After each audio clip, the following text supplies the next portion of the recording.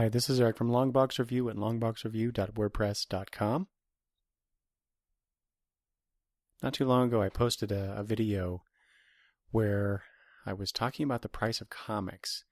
And during that video, it occurred to me as I was talking about when I first started getting into comics and what the price was in comparison to what they are now and what we get now and all that stuff. It occurred to me that the price of the comics that I bought then is the same number as how many years I have been collecting, reading, and loving comics, which has been 35 years. So when I first started, this is in the fall of 1978, comics were 35 cents, and as many Marvel comics said at the time, still 35 cents, or still only 35 cents, or something like that. And it just got me thinking about the 35 years that I've been doing this. And while it's only been recent that I've delved into podcasting and blogging and the video stuff that I've been doing more recently, there's a lot of intervening years there where I was just a fan. I was a reader. And back then, of course, there wasn't this instant information glut that we have these days. And any information that you got was pretty much gleaned from your local comic shop, or people who happen to read trade magazines of some sort, which I never did. I didn't start doing that until more recently. Well, nowadays, actually, you don't really need trade magazines. You have the internet, and you have Twitter and Facebook and various comic-based news outlets that I simply did not have when I was a kid. Anyway, so it just got me thinking about 35 years ago and what's happened since the fall of 1978. And I've been through all the price changes and the rise of the direct market and comic shops being an actual thing across the country, whereas I believe, and I'm going off my bad memory and my lack of history, so I'm sure there are people out there who can correct me on some of this stuff, and please do. But there weren't that many comic shops that I was aware of back then. Comics, I bought comics, and people of my age, more or less, my generation, bought comics at grocery stores and news outlets, that kind of a thing. Mostly grocery stores, though. But anyway, so I saw the rise of the comic book shop, the direct market, the beginning of the mini series, the limited series. DC's basically their first huge crisis, the revamping the universe, the rise of Image and the independence, and with Image the rise of the artist as a star. And then I think for a while we got a lot of comics that were pretty much, the artists kind of having the control. And then we saw the rise of the writer again in more recent years. And maybe now it's more blended. I don't know. I think it depends on the book. And there doesn't seem to be a company-wide, the writer is the king or the artist is the king anymore. That's just my impression. And that's all this stuff is. These are just my opinions. These are just my impressions of the state of comic books right now. Anyway, so and then with Marvel, they had that creative renaissance with from my perspective anyway, with the writers, with Brian Michael Bendis and all the others that where story and writing was king, and they had the Marvel architects, and then they did the Marvel Now thing. And that seems to be more of a collaboration between writer and artist, and with the Marvel Now especially, they've been pretty successful producing some things. Which leads me to DC. Now, I commented on this a couple episodes ago,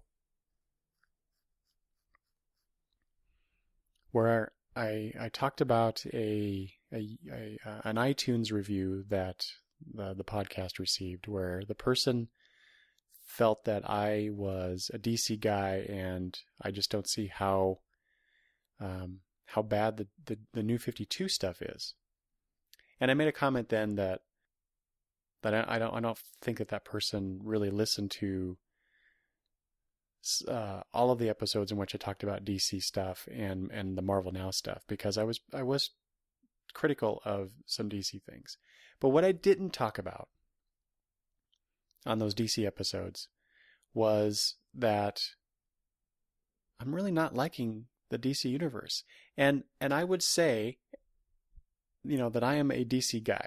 When you're a comic book fan growing up as I did, you were a DC fan or you were a Marvel fan. Now you could say you were both. And I was to some degree. But in terms of how many things that you read, I was primarily DC, because I loved that universe. I love those characters more than any other comic universe that's out there. That's not to say that I don't love Marvel and the characters there. I do. I just like the DC stuff just a little bit better, is the best way to put that. So it pains me to admit that I'm not liking the direction the New 52 has gone. Now, when the New 52 first launched, and I basically picked up almost every title that came out that first month, and for the first few months too, because I wanted to get a sense of where these titles were going. I was pretty excited. I will admit, I was a little trepidatious about it, relaunching the universe, but I'd been through it before. Like I said, I've been through the first Crisis, the Crisis on Infinite Earths, the other crises that came along, and I'm even used to it with relaunches within titles like the Legion of Superheroes. They rebooted their universe several times, so it's not an unfamiliar concept to me, and in many ways, I think it's a neat idea. Although one could argue that perhaps it's a last-ditch effort when all of the ideas in the direction that you have been going are failing. So let's just reboot it and restart it, start fresh, and see what happens. So I'm a little concerned about that idea. But like I said, I've gone through it many times with DC. Specifically, I think Marvel's done it too in various ways, just not as directly as perhaps as DC. So going into the New 52, like I said, I was excited about it and hopeful. That's probably the best way to put it. I was very hopeful at what we would get out of this relaunch, this new universe that DC was inhabiting. And then we started to get the details about, we're 5 years in, but then the whole Batman and Green Lantern titles, because they were doing so well, they weren't, their histories weren't as messed with as and modified as much as the rest of the line, the rest of the characters. And then, then we get how many Robins in 5 years ish, and then they start coming out with, Batman probably was working, behind the scenes before those 5 years started. But that still doesn't work. Oh, wait, Tim Drake wasn't actually Robin, he was Red Robin, and things like that, where they start messing with that. And then, there was a Teen Titans before Tim Drake's Teen Titans in the New 52, but then, they took that back out. It's that sloppiness and what appears to be a lack of attention to detail and decisions, just simply making the decisions and sticking with them. Now, I can argue both sides. It's like, well, this is a new universe. Details tend to be missed, perhaps, or they simply think better of what they decided upon, and they can just retroactively, decide that the Teen Titans didn't exist before. And I'm fine with that too, to a certain degree. It's really not about that where I'm going with this. It's about just the general sense of the DC universe. Now we're 2 years into it, and the DC universe isn't a place that I would want to be any longer. Whereas before, it's like, what fictional universe would you like to go visit? Well, my first answer has always been the DC universe. Now I'm not so sure. The one thing I noticed about a lot of the comics that I read throughout these last 2 years is that, there's a lot of violence, and they're really kind of bloody, and while in many ways that's more quote unquote sophisticated storytelling, at the same time it just gets, I don't know, old real quick, for me anyway. And maybe I'm just getting old and curmudgeon-y and whatever else you want to say, but I'm not enjoying that aspect of the DC universe. Now there are some bright spots. There's Azzarello and Chang's Wonder Woman. There's Tomasi and Gleason's Batman and Robin. And a bunch of, and those are just two of the bunch that I read, but I don't know. I was afraid that this might be a bit rambling, and I think I'm starting to head into that direction. So let me switch gears a little bit and talk about Marvel and the independent stuff. So after the New 52 news and the launch and all that stuff, Marvel comes out with the Marvel Now initiative. And and I did this too. I kind of poo-pooed it, and this is a reaction to DC and all that stuff. Whatever. Marvel went and shook the trees, and out came a lot of interesting ideas and interesting stories. And I have to admit, I think Marvel did it better, which is really weird coming out of my mouth, being pro DC for so long as I have been. I'm reading Superior Spider-Man, and have since it launched, and I haven't read a Spider-Man comic, an ongoing Spider-Man comic, since, God, I think the late 80s. Thor: God of Thunder is one of the best books that's being published in comics right now. Jason Aaron is killing it on that, with Esad Ribic on the art. For the most part, it's been excellent. Mark Waid's Daredevil has been great from the get-go. Matt Fraction's Hawkeye, another great title. And they're all doing, slightly different takes on the characters, but taking them in interesting places. And I can't really, except for a few exceptions, really, Wonder Woman's the only one I can think of at the moment. That's the only one that's jumping out in my mind as I'm talking about this over at DC. And then you get the independents. When I was younger, I couldn't, what the rise of the independents. That's one of the things that has come out of the last 35 years. With Image, starting with Image, really, I mean, there were independent comic publishers before then, but Image really put the independent moniker, successful independent moniker on the map. And other publishers have followed. You have Dark Horse and IDW and Dynamite and all the other ones that you look at in previews every month.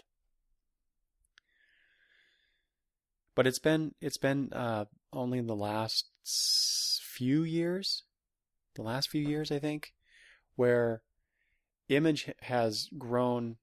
They've been growing for many years now, but they've come onto my radar as a publisher of interesting, mature works. And it's been in the last few years, really, where a lot of these great talents, both writers and artists, have been moving to Image or other independent publishers, away from the big two, but especially DC, because of I'm only speculating at this point, but it appears to me to be all of the editorial and top-down decisions that are basically, from this fan's perspective, pushing out the talent, pushing them away because they're not doing things the DC way, whatever the hell that is now. So they're going to Image and whatnot, like I said. And there's been some really, really great stuff coming out recently. Saga comes to mind. It's winning so many awards. Revival is another one. Anytime I do a new comics ordered video, I talk about, or a previews episode here on the podcast, I talk about more and more about the independent stuff that I'm getting, and especially this book's coming out of Image. And to a lesser degree, IDW, Boom, Dynamite, those are companies that I basically wrote off. Oh, and Dark Horse, I wrote off as basically licensees. They'll license a TV show or a toy line or whatever, and they'll make a comic out of it. But they've been really stepping up themselves to produce interesting stories, interesting books, whether it's the superhero genre or some other genre. It doesn't matter. They're really, I think what we're seeing here is here's another renaissance of the independents, and people are finally starting to glom onto that. Or maybe it's just me. It's not, I've been reading independent stuff throughout this for most of this time period, but like one title every, I don't know, 5 years or so, and that's mostly because I didn't know about them. I wasn't a user of previews, and it's only been the last maybe about 5 years. About 5 years where I've been getting previews regularly. That, and the fact that I make a lot more money now than I used to. A lot more money. And I've been putting a lot more money into my comic book hobby. And so I've been looking for new and interesting things to read. And so it's not just that I'm getting away from Marvel and DC. It's just that with all these things going on, all these factors, I paid more attention to what was coming out from other people, or I would follow a creator into some creator-owned work that they did, and that led me to other things. So it's really exciting for me right now to go through previews every month and find something new from a publisher that I had never, maybe even never heard of before, or, I go to Image or any of the other ones that I mentioned and find something new that they're putting out that I go, that looks interesting. I'm going to order it. And my fear here is that if DC keeps doing what they're doing, like I said, with the editorial edicts and the gimmicks, everything old is new again. It seems like to me, and being nearly 45 years old right now, it seems to me that we get this cyclical nature. About every 20 years, we get a repeat of something that happened 20 years previous. And it seems like we're seeing a lot of the 90s stuff come back in DC. A lot of stuff that I made fun of coming out of Marvel and DC at that time in the 90s, which kind of drove me away from the superhero genre, which is the genre that got me into comics in the first place. And it's still a genre that I absolutely love. In the 90s, I pretty much read Vertigo titles, and that was about it. A few superhero titles I stuck with, like Titans and Legion, and there's some others too. I rarely read any Marvel comics. If I did, it was just to read a certain story arc or something, until the late 90s, and that's when I found out that Brian Michael Bendis was doing Daredevil, And that led me into even more Marvel stuff, to the point now where I read a lot of Marvel stuff. Anyway, so it seems like we're having a bit of a 90s resurgence with these gimmicks and the 3D covers and the die cut chromium crap, and I don't know. I think most people look at the 90s period of comics with a bit of disdain, and rightly so. Now, that's not to say that the entire run of comics during that period of time sucked. They didn't. There was some good stuff that came out during that time. But for the most part, things are not well regarded. And yet what I see from DC, especially right now, is a lot of retreading of ideas, at least in terms of how to drum up sales. And I know that there are some people out there who kind of blame Bob Harris for that, who was working at Marvel during that time period.